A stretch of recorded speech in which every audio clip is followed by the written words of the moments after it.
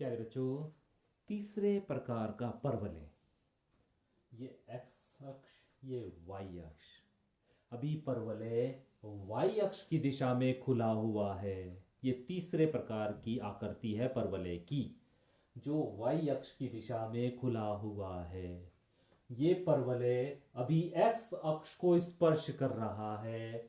जिस बिंदु पर स्पर्श कर रहा है उसे हम शीर्ष बोलते हैं और जिसके निर्देशांक हैं 0 0।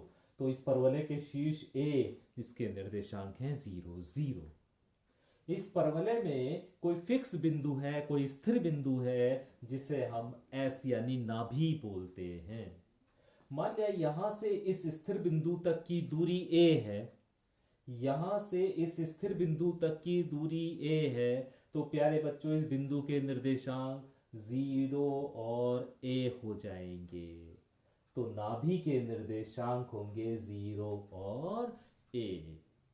ठीक है, जितनी दूरी पर नाभि है उतनी ही दूरी पर विपरीत दिशा में एक रेखा खींची जाती है, जिसे हम नियता बोलते हैं।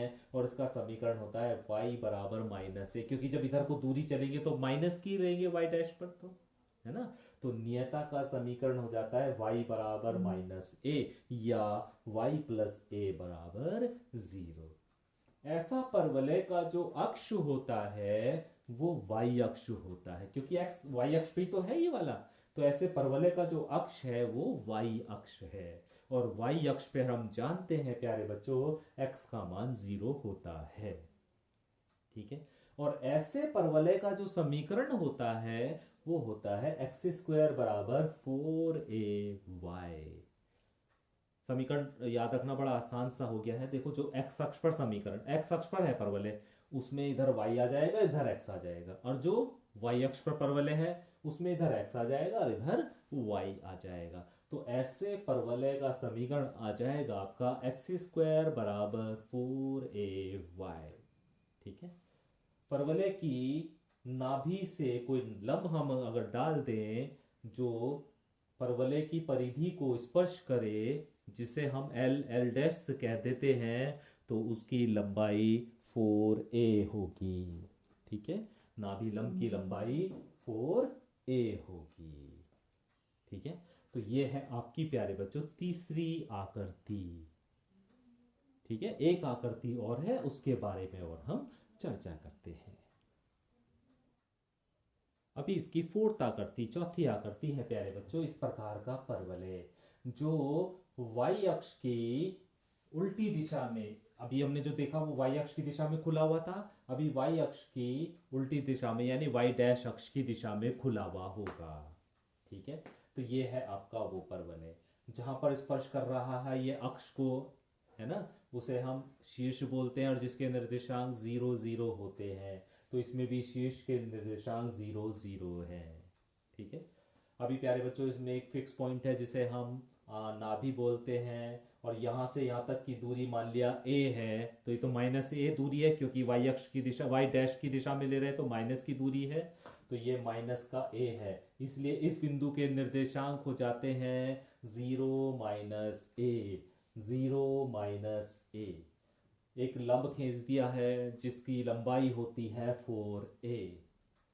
जितनी दूरी ये है उतनी दूरी पर एक रेखा खींच देते हैं जिसका समीकरण हो जाता है y बराबर a, क्योंकि इधर तो दूरी प्लस में है, ये माइनस में है। ठीक है, तो इस रेखा का समीकरण हो जाता है जिसे हम नियता बोलते हैं, इस नियता का समीकरण हो जाता है y बराबर a या y माइनस a बराबर 0। और ऐसे प्रकार का परवलय जो y डैश अक्ष की दिशा में खुला हुआ है उसका समीकरण हो जाता है एक्स स्क्वायर बराबर माइनस 4ay। तो इस तरह प्यारे बच्चों हमने ये 4 प्रकार की आकृतियां पढ़ी हैं परवलय पर आधारित। ये 4 प्रकार की आकृतियों के बारे में हमने जाना है।